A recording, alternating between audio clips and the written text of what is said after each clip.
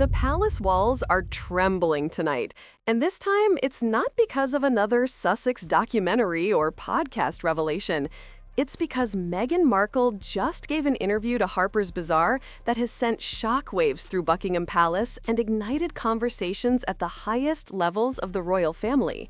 An interview so tone-deaf, so disconnected from reality, and so flagrantly exploitative of her royal connection that senior palace officials are now openly discussing something previously considered unthinkable, stripping Meghan and Harry of their remaining royal titles.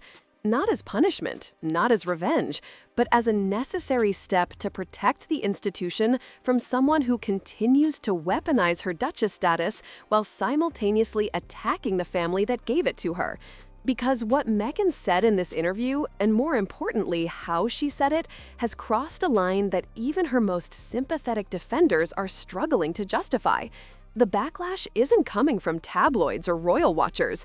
It's coming from politicians, from legal experts, from members of parliament who are now publicly stating that Meghan's use of her title while actively undermining the monarchy cannot be allowed to continue.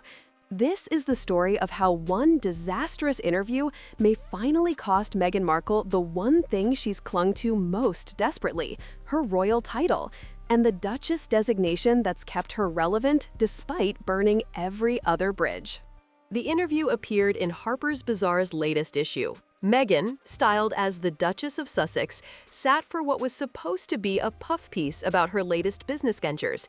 But what emerged was something far more controversial, a conversation where Meghan simultaneously leveraged her royal title for commercial benefit while criticizing the institution that gave her that title, where she claimed victimhood while profiting from Duchess branding, where she positioned herself as an independent businesswoman while using royal connections to sell products. The opening lines set the tone. Meghan, identified prominently as the Duchess of Sussex throughout, discussed her new lifestyle brand while making pointed comments about institutions that try to control women's voices. The implication was clear. The royal family had tried to silence her, and now, free from their constraints, she was building her own empire. But what infuriated palace officials wasn't the business discussion. It was how Meghan used her Duchess title to legitimize commercial ventures while simultaneously attacking the very institution that made those ventures viable.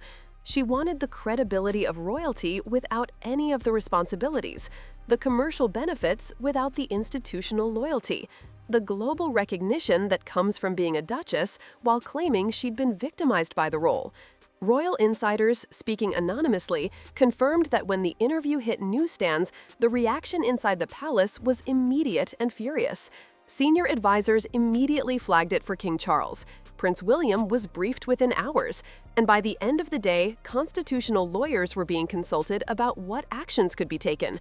Because this wasn't the first time Meghan had exploited her title while attacking the monarchy, but it might be the last time the palace allows it to happen without consequences. What made this interview particularly explosive was Meghan's specific use of her Duchess title in commercial contexts. Throughout the piece, she was identified as Meghan, Duchess of Sussex, while discussing business partnerships, product launches, and brand collaborations. She wasn't giving the interview as Meghan Markle, private citizen. She was leveraging her royal designation to add prestige and authority to commercial ventures that have nothing to do with royal duties or charitable work. One particularly egregious example came when Meghan discussed her lifestyle brand. She spoke about curating products for women who understand quality and heritage, and the entire time, her Duchess title was prominently displayed, creating the unmistakable impression that these were royal-endorsed products, that purchasing items from Meghan's brand meant buying into something connected to British royalty. Palace legal advisors immediately recognized this as a violation of the understanding reached when Harry and Meghan stepped back from royal duties. They'd been allowed to keep their titles on the condition that they wouldn't use them for commercial gain, that they'd separate their private business ventures from their royal designations. But this interview showed Meghan doing exactly what she'd agreed not to do, using her Duchess status to sell products and build businesses. And more than that, she was doing it while simultaneously positioning herself as a victim of the institution that gave her the title she was exploiting. The legal team's assessment was clear. This represented a fundamental breach of the arrangement, and it gave the palace grounds to reconsider whether Meghan should be allowed to continue using a title she was actively weaponizing against the monarchy. Members of Parliament took notice immediately. Several Conservative MPs publicly stated that Meghan's behavior demonstrated why non-working royals shouldn't be permitted to retain titles, that allowing someone to call themselves a duchess while running commercial enterprises and criticizing the crown created an untenable situation that damaged Britain's constitutional monarchy. What pushed the situation from controversial to crisis was Meghan's commentary about the royal family embedded throughout the interview. She didn't attack them directly. That would have been too obvious. Instead, she made carefully worded comments about outdated institutions, systems that silence women, and choosing authenticity over tradition. Comments that, given the context of her royal experience, could only be interpreted as criticisms of Buckingham Palace. At one point, she discussed the importance of raising children to think for themselves rather than being constrained by archaic expectations. A clear reference to how she and Harry are parenting Archie and Lilibet differently than royal protocol would demand. But the subtext was unmistakable. She was positioning royal traditions as harmful, royal expectations as constraining, the entire institution as something to be resisted and reformed, while using the title that institution gave her to add credibility to everything she said. Royal commentators immediately identified the contradiction. Meghan was maintaining her Duchess designation specifically because it gave her global platform and commercial value, but she was using that platform to undermine the very system that created her value. It was having your royal cake and eating it too, benefiting from monarchy while attacking monarchical principles. Palace insiders revealed that Prince William was particularly incensed by this approach. He'd watched Meghan leverage her royal connection for years while simultaneously playing victim. He'd seen her use the Sussex brand to secure Netflix deals and speaking engagements while claiming the royal family had abandoned her. And this interview, where she literally identified as Duchess while criticizing royal institutions, represented everything William found indefensible about Meghan's post-royal strategy. Sources say William told advisors that Meghan couldn't be allowed to have it both ways indefinitely, that at some point she needed to choose. Either maintain your royal title and show appropriate respect for the institution, or give up the title and criticize freely as a private citizen. But continuing to call yourself a duchess while running businesses and making veiled attacks on the monarchy was unsustainable and damaging. The backlash came swiftly and from unexpected quarters. Not just from royal supporters or conservative commentators, but from legal experts, brand consultants, and even some of Meghan's former allies who recognized that this interview had crossed a line. One constitutional law professor at Oxford publicly stated that Meghan's use of her title in commercial contexts while criticizing the monarchy created a constitutional inconsistency that Parliament may need to address, that the situation was unprecedented in modern royal history and risked bringing the entire institution into disrepute. A brand consultant who'd previously defended Meghan's business ventures told the media that this interview showed catastrophically poor judgment, that Meghan's team should have recognized how using her Duchess title while simultaneously positioning herself as an entrepreneurial rebel would be perceived, that she was fundamentally undermining her own credibility by trying to maintain royal prestige while rejecting royal responsibility. Even some American commentators who'd been sympathetic to Meghan questioned the interview. One journalist wrote that Meghan seemed to want all the benefits of being royal with none of the constraints, that her strategy of keeping the title while building commercial brands and making institutional criticisms seemed deliberately exploitative of a designation she'd done nothing to earn beyond marrying into the family. The public reaction in Britain was overwhelmingly negative. Polls showed that 73% of Britons believed Meghan should not be allowed to use her Duchess title for commercial purposes, and 68% supported stripping her title entirely if she continued to criticize the royal family while using royal designation for business ventures. The numbers were clear. The British public, already skeptical of Meghan, had reached a breaking point. They were tired of watching someone profit from a title while attacking the institution that granted it. and they wanted their government and royal family to take action. Behind palace doors, serious discussions began about what could actually be done, because stripping royal titles isn't simple. It requires either the individual voluntarily surrendering the title or an act of parliament formally removing it. The palace can't unilaterally strip titles that were granted through royal prerogative and marriage. But what the palace can do is make life very uncomfortable for someone abusing their title. And according to insiders, that's exactly what started happening. First, palace lawyers sent a formal letter to Meghan's representatives. The letter, described by sources as firm but not hostile, reminded Meghan of the agreements reached when she and Harry stepped back from royal duties. Specifically, the understanding that they would not use their titles for commercial gain or in ways that brought the institution into disrepute. The letter noted specific examples from the Harper's Bazaar interview where Meghan appeared to violate these understandings, and it requested clarification on how she intended to separate her royal designation from her business ventures going forward. Meghan's response, according to sources, was defensive and legalistic. Her lawyers argued that she had every right to use her legal name, which includes her duchess title, that she wasn't actively promoting products as royal endorsed, but simply being identified by her proper designation, that her comments about institutions were general observations, not specific attacks on the monarchy. Palace lawyers weren't satisfied with this response. They drafted a second letter, noting that while Meghan technically had the right to use her legal title, doing so in commercial contexts while making institutional criticisms created the appearance of royal endorsement for private business and royal criticism of the family simultaneously, both of which violated the spirit, if not the letter, of their agreement. The letter concluded with a warning. If Meghan continued this pattern, the palace would be forced to seek parliamentary intervention to clarify the appropriate use of royal titles by non-working members of the family, which was diplomatic language for, "We'll pursue legislation to strip your title if you don't stop." King Charles found himself in an impossible position.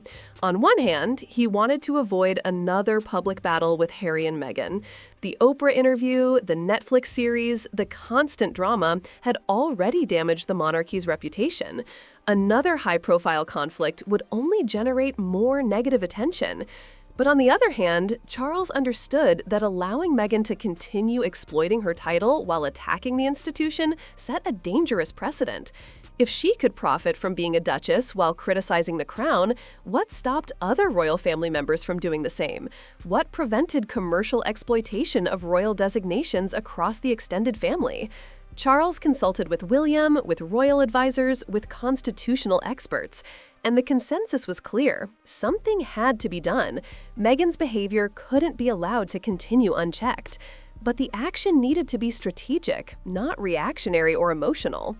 One option discussed was a public statement from Buckingham Palace distancing the monarchy from Meghan's commercial ventures, a formal clarification that the Duchess of Sussex's business activities were entirely private and carried no royal endorsement or affiliation.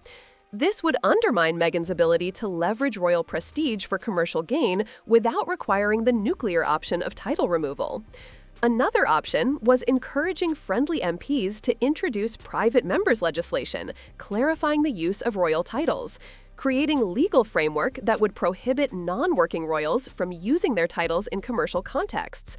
This would allow Charles to claim he wasn't personally attacking Meghan, but rather supporting Parliament's constitutional role in regulating royal designations.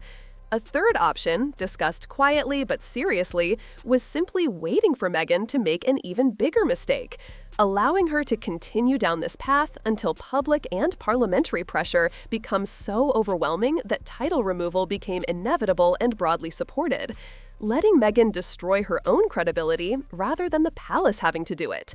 Each option had risks, each had potential for backfiring, but doing nothing was increasingly seen as the worst option. Because every interview where Meghan used her title commercially, every veiled criticism wrapped in duchess designation, every exploitation of royal connection while claiming royal victimhood damaged the monarchy in ways that simply ignoring wouldn't fix. The turning point came when Harper's Bazaar promoted the interview on social media. The magazine posted images of Meghan with captions like, "The Duchess of Sussex on building her empire," and "Royal Rebel, Meghan discusses breaking free from tradition." The posts deliberately played up the contradiction, highlighting Meghan's royal title while celebrating her rejection of royal constraints, making her duchess status central to the marketing while positioning her as anti-establishment rebel. Palace social media monitors flagged the posts immediately because this wasn't just Meghan giving an interview.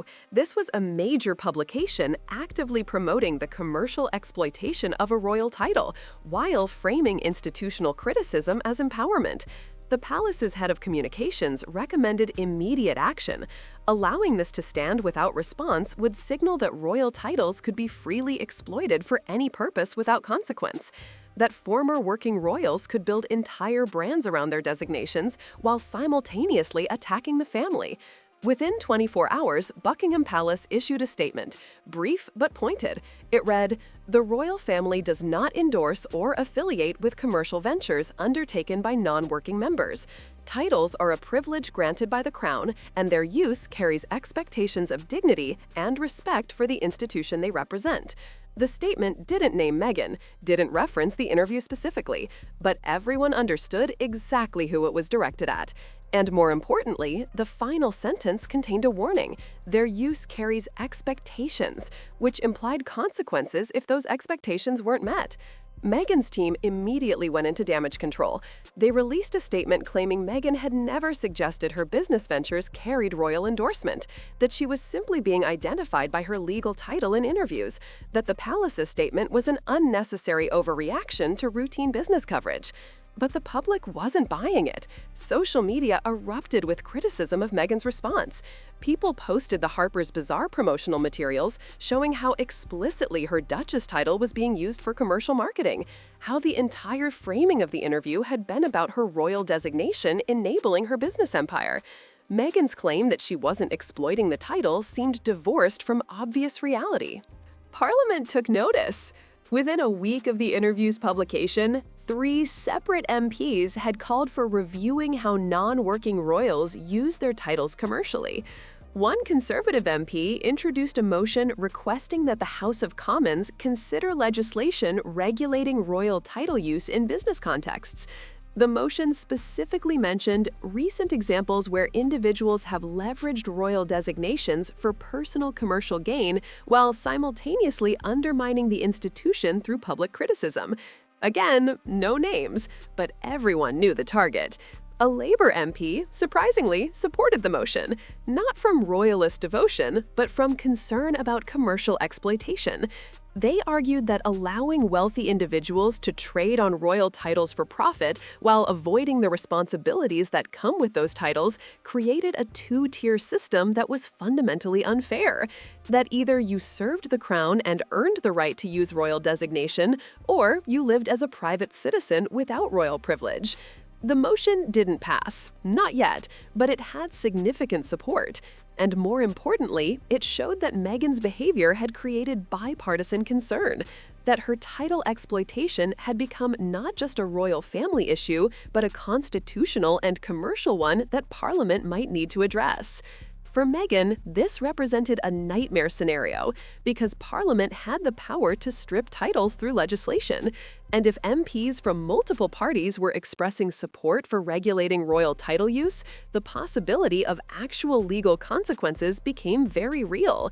Her strategy of maintaining royal designation while living independently only worked if the government allowed it. If Parliament decided to act, she could lose everything she'd been clinging to: the Duchess title that gave her global recognition, the royal connection that made her interesting to media and brands, the prestige that separated her from every other celebrity trying to build lifestyle businesses. All of it could disappear if she pushed too far. And the Harper's Bazaar interview suggested she'd already crossed that line. Behind the scenes, Harry was panicking. According to sources close to the couple, he'd warned Meghan that the interview was tone-deaf, that using her title so prominently while discussing business and making institutional criticisms would trigger exactly the response they were now facing. But Meghan had insisted, believed that she had every right to use her legal name, that the palace couldn't control how she identified herself in interviews, that the public would support her entrepreneurial independence over stuffing royal protocols. She'd been wrong, and now Harry was watching everything he'd sacrificed potentially unravel. Because if Meghan lost her Duchess title, she lost the main source of her value in the entertainment and business world. And if she lost that, their entire post-royal strategy, the Netflix deals, the speaking engagements, the brand partnerships, all of it became far less valuable. Who wants to pay millions for content from Meghan Markle, former actress? But Meghan, Duchess of Sussex, still carries cachet, still generates headlines, still has the royal connection that makes her different from every other celebrity. Harry reportedly begged Meghan to release a clarifying statement, to distance her business ventures from her title, to show some deference to the institution. But Meghan refused, saw it as backing down, as letting the palace control her again, as weakness rather than strategic retreat. And that refusal may cost them everything, because the palace was no longer bluffing. King Charles had authorized his legal team to begin formal consultations with Parliament about title regulation, not as a threat, as actual preparation for potential legislation. The message to Meghan was clear: either modify your behavior voluntarily or face statutory consequences. Either respect the dignity of your title or lose the right to use it. Either support the institution that gave you global platform or exist as a private citizen without royal designation. The crisis escalated when Meghan gave a follow-up interview doubling down. Speaking to an American outlet, she claimed the palace's response to Harper's Bazaar showed exactly why she'd left royal life, that she was being punished for success and silenced for speaking truth, that her Duchess title was her legal name and no one could tell her not to use it. The American interviewer, sympathetic to Meghan's narrative, let her frame it as palace overreach, as powerful institutions trying to control an independent woman, as jealousy over her business success. But in Britain, the interview was received as confirmation of everything critics had been saying. Meghan didn't understand or respect what royal titles meant. She saw her Duchess designation as a personal asset to exploit, rather than a responsibility to uphold. She wanted the benefits without the duties, the prestige without the protocol. One palace insider told reporters, she fundamentally doesn't grasp that being a duchess isn't about her, it's about the institution. The title exists to serve the crown, not to serve her commercial interests. And if she can't understand that basic principle, she shouldn't have the title. The public agreed. Support for stripping Meghan's title reached 81% in polls following her defiant follow-up interview. Even many who'd been sympathetic felt she'd crossed a line, that her refusal to show any deference or understanding of appropriate title use demonstrated she wasn't fit to carry royal designation. More MPs spoke out. One prominent conservative stated publicly, if the Duchess of Sussex wishes to be a businesswoman using her title for commercial gain, she should do so without the Duchess designation. If she wishes to criticize our constitutional monarchy, she should do so as a private citizen, but she cannot have both. Parliament will act if the palace does not. The threat was explicit, and it had teeth, because Parliament genuinely could pass legislation regulating royal title use, and with public support above 80%, there would be little political cost to doing so. The legal pathway to removing Meghan's title became clearer as constitutional experts weighed in. One Oxford professor outlined the process. Parliament would need to pass a bill specifically addressing royal title use by non-working family members. The bill would establish criteria for maintaining titles, likely including requirements to avoid commercial exploitation and public criticism of the institution. The bill would include enforcement mechanisms, allowing titles to be removed if criteria weren't met. And because such legislation would regulate constitutional matters related to the monarchy, it would require royal assent from King Charles himself. The professor noted the exquisite irony. Charles would have to personally approve legislation that could strip his own daughter-in-law of her title. But as a constitutional monarch, he would have no choice if Parliament passed such a bill. He would be required to grant royal assent regardless of personal feelings. Another legal expert noted that Meghan's title was held through marriage to Harry rather than granted independently, which meant there might be a simpler path. If Harry voluntarily surrendered his Duke of Sussex title, Meghan's Duchess designation would automatically disappear. She'd revert to being Mrs. Meghan Mountbatten Windsor with no royal title at all. And while Harry had shown no willingness to give up his title voluntarily, sustained parliamentary and public pressure might change that calculus, especially if keeping the title meant ongoing legal battles, negative publicity, and potential statutory removal anyway. The final option was the nuclear one. Parliament could pass specific legislation stripping both Harry and Meghan of their Sussex titles entirely, removing the dukedom and duchess designation by legislative act. This would require stronger justification and face more opposition. But with public support above 80% and bipartisan MP concern growing, it wasn't impossible. Any of these pathways led to the same place, Meghan losing the duchess title she'd clung to so desperately. The designation that made her relevant, the royal connection she'd leveraged for everything from Netflix deals to lifestyle brands, all because she couldn't resist using that title commercially while criticizing the institution that granted it. The final straw came when Meghan launched her new brand with Duchess branding fully integrated. Products marketed with imagery evoking royal elegance, packaging featuring crests that, while not official royal symbols, clearly suggested aristocratic heritage, marketing copy referencing timeless traditions and heritage quality that implicitly linked to her royal status, and prominently, everywhere, by Meghan, the Duchess of Sussex, not as a founder's name, as a brand identity, making her royal title the entire commercial proposition. Palace lawyers immediately sent a cease and desist letter. The branding, they argued, created the explicit impression of royal endorsement.